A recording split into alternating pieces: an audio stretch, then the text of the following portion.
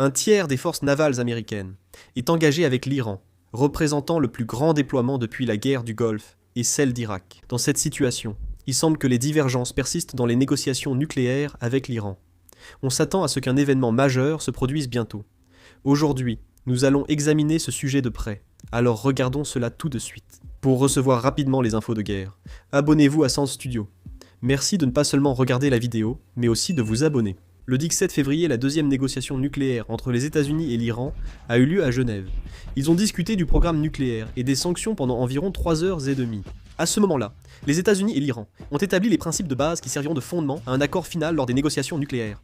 Les États-Unis ont également déclaré qu'il y avait eu des progrès. Ils se sont mis d'accord sur les grandes lignes, mais il semble qu'ils n'aient pas réussi à s'entendre sur les détails. Selon le Wall Street Journal, l'Iran a proposé de suspendre l'enrichissement d'uranium jusqu'à 3 ans et de transférer ses stocks à un pays tiers, montrant sa volonté de négocier.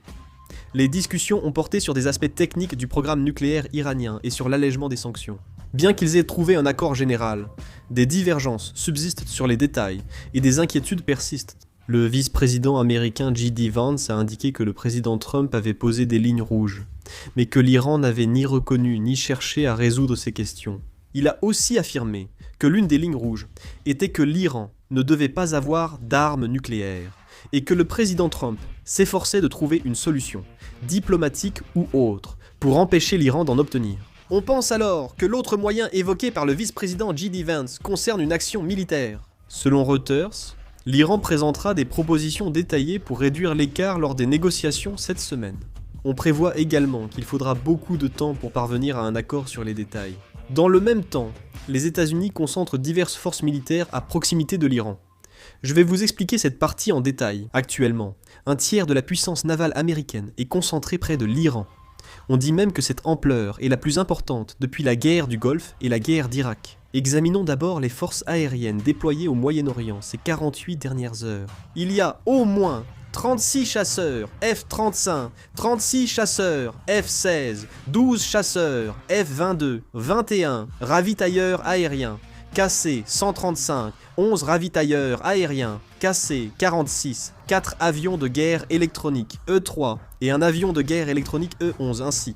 Les chasseurs déployés au Moyen-Orient comprennent 24 F-15 stationnés en Jordanie, 12 F-35 également en Jordanie, auxquels s'ajoutent 36 autres F-35 pour un total de 48-12 avions d'attaque A, d'XC en Jordanie. Et en plus, il y a un total de 6 avions de guerre électronique également stationnés en Jordanie. 12 chasseurs F-16 sont déployés en Arabie Saoudite, s'ajoutant à 36 autres pour un total de 48, ainsi que 12 F-22 arrivés au Moyen-Orient. Divers avions ravitailleurs, de transport et drones sont aussi déployés dans tout le Moyen-Orient. En Europe, encore plus de chasseurs sont directement mobilisés. 54 chasseurs F-35 et 36 chasseurs F-15 sont stationnés au Royaume-Uni. Et là aussi, on observe la présence d'avions ravitailleurs, d'avions de transport et de drones d'attaque. 2 groupes aéronavals sont mobilisés. Le porte-avions Nimitz, le Linker Nam, est déjà à moins de 700 km des côtes iraniennes.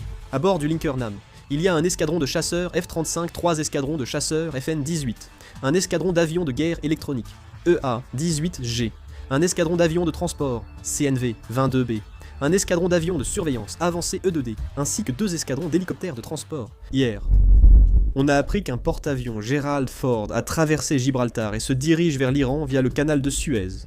Il arrivera bientôt près de l'Iran. Le porte-avions de classe Gerald Ford dispose également de 4 escadrons de chasseurs FN-18, d'un escadron d'avions de guerre électronique EA-18G, d'un escadron d'avions de transport C2, d'un escadron d'avions de surveillance avancé E2D et de 2 escadrons d'hélicoptères de transport. Le plus effrayant, c'est le groupe aéronaval escortant le porte-avions. Il a été confirmé que 21 destroyers américains sont déployés ou rassemblés près du Moyen-Orient, et 3 sous-marins nucléaires seraient aussi présents. Ce chiffre équivaut à 33% de la flotte américaine déployée, capable d'embarquer plus de 600 missiles guidés pour une grande puissance de feu contre l'Iran. D'importantes forces aériennes et navales sont déjà déployées au Moyen-Orient, selon les confirmations actuelles. Il est également possible qu'il y ait encore plus de chasseurs et de forces aériennes directement mobilisées.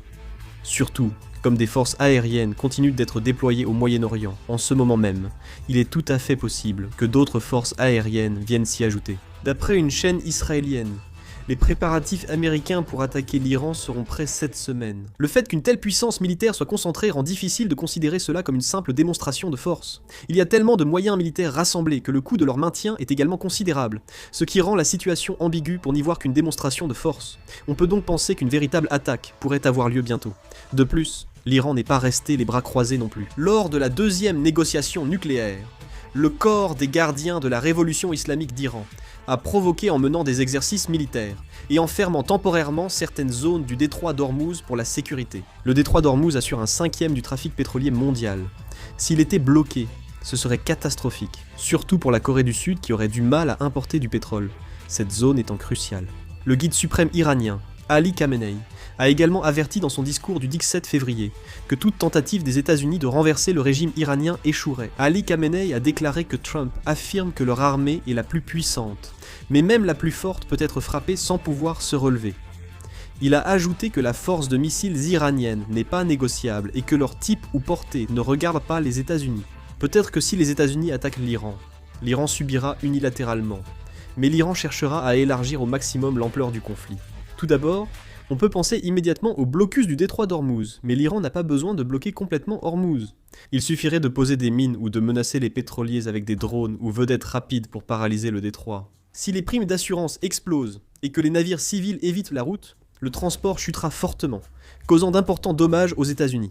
La carte du blocus du détroit d'Ormuz peut donc être envisagée, ainsi que l'attaque des bases militaires américaines. Lors de la guerre Iran-Israël, l'Iran a attaqué la base militaire américaine au Qatar, à la fin du conflit.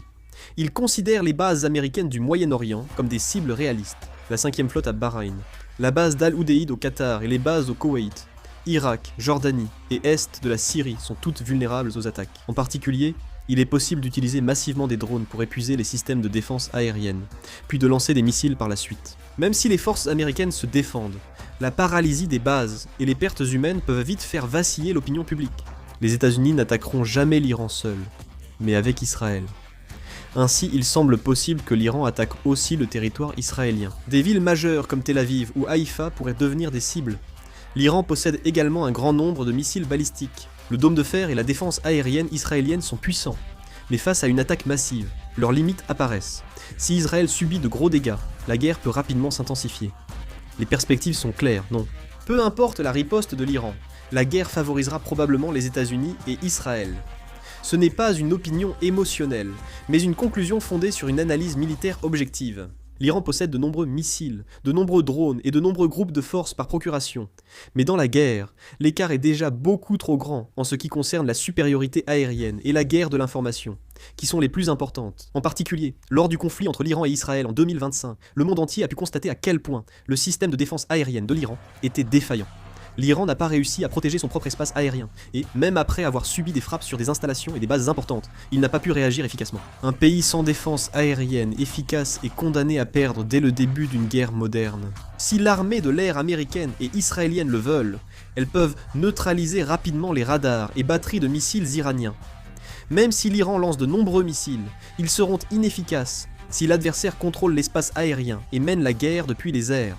Dans une situation où 2 porte-avions, 21 destroyers et même des sous-marins nucléaires sont déployés comme c'est le cas actuellement, il est inévitable que les installations nucléaires et militaires de l'Iran soient détruites progressivement.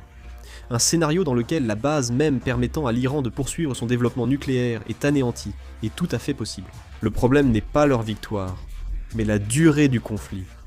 L'Iran ne peut pas gagner face aux États-Unis, mais peut les épuiser. L'Iran pourrait privilégier un conflit non conventionnel, piégeant les États-Unis dans un bourbier comme en Irak ou en Afghanistan. Ils peuvent menacer les pétroliers à Ormuz, continuer à frapper les bases américaines au Moyen-Orient, et ainsi prolonger la guerre. Même si les États-Unis gagnent la guerre, une hausse durable du pétrole et le chaos logistique ébranleront l'économie mondiale. Même à l'intérieur des États-Unis, une opinion publique anti-guerre pourrait émerger.